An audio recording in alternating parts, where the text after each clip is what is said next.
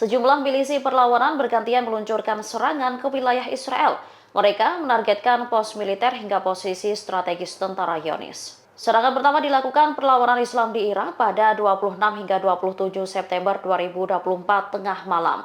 Mereka meluncurkan 3 operasi terhadap sasaran pendudukan di Palestina yang diduduki.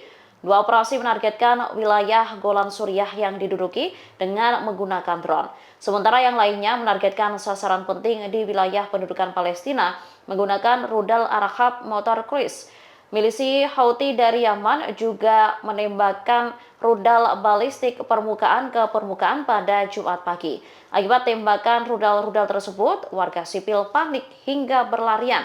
Namun pertahanan udara Israel disebut berhasil mencegahnya.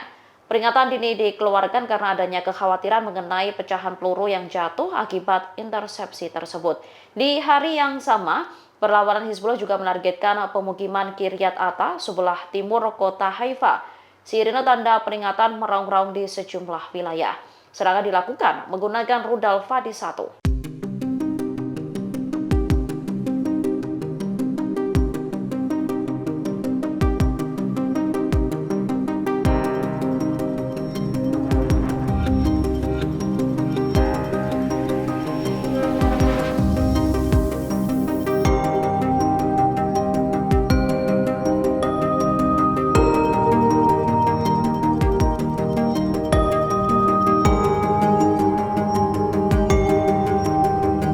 Di tengah meningkatnya perang antara IDF dengan sejumlah milisi perlawanan, puluhan ribu perusahaan Israel disebut menutup perusahaannya. Perekonomian Israel pun dinilai tengah berada dalam bahaya besar. Dilaporkan perekonomian Israel mengalami penurunan peringkat kredit dan kontraksi tajam dalam produk domestik bruto. Sementara semakin banyak perusahaan dan pekerjaan yang dipindahkan ke luar negeri. Meskipun industri besar berteknologi tinggi dalam perekonomian Israel tetap tangguh, industri konstruksi telah terkena dampak yang parah. Bahkan pertanian juga ikut terdampak dari konflik ini.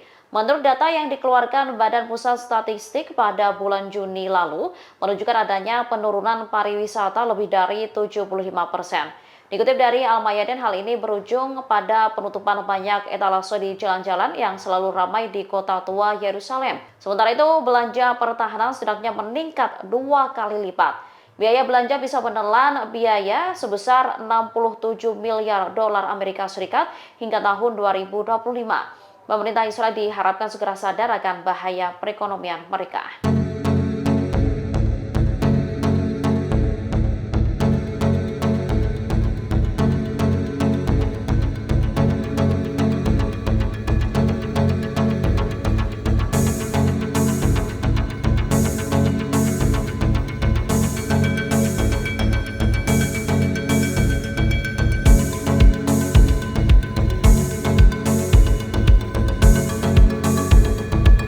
Dalam sehari, perlawanan Hizbullah meluncurkan sejumlah operasi menyasar wilayah Israel. Tindakan ini dilakukan membalas serangan militer rezim Zionis di desa-desa dan warga sipil Lebanon.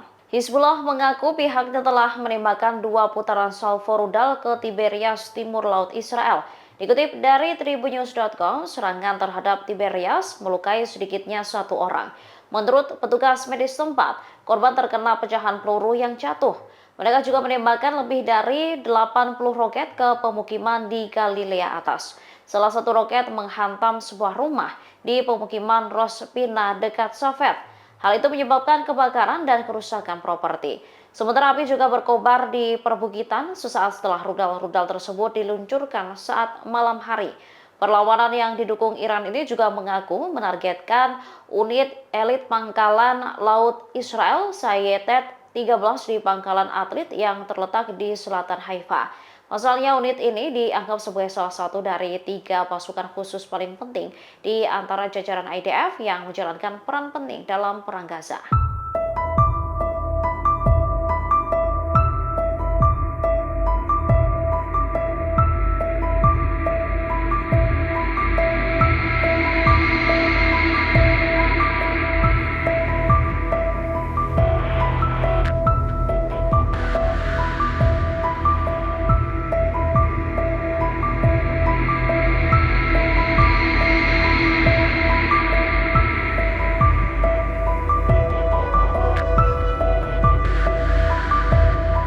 Kelompok milisi Irak mengintensifkan serangan dan menyasar situs-situs vital Israel. Serangan ini dilancarkan lewat tembakan mematikan rudal jelajah Al-Arqab. Dari laporan The Jerusalem, sirine menggema di Golan Israel karena ancaman pesawat nirawak milisi perlawanan Irak. Serangan dari milisi Irak ini dilancarkan sebagai balas dendam atas serangan Israel ke Hizbullah, termasuk tembakan drone dari Israel. Selain membela Hizbullah, serangan ini dilancarkan perlawanan Islam Irak untuk menuntaskan janjinya pada Hamas untuk melanjutkan operasi terhadap posisi Israel hingga perang Gaza berakhir. Akibat serangan milisi Irak ini, sejumlah situs vital Israel pun hancur, termasuk pelabuhan Laut Merah Israel di Eilat.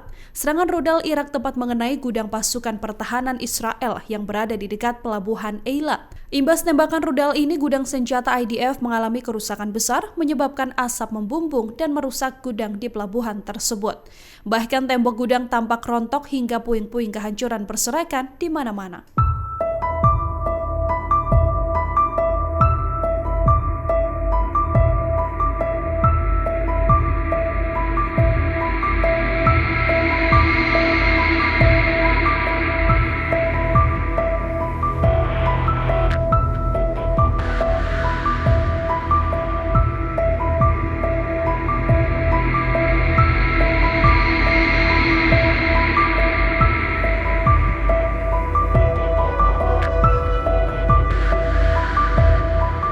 Download Tribun X sekarang, menghadirkan lokal menjadi Indonesia.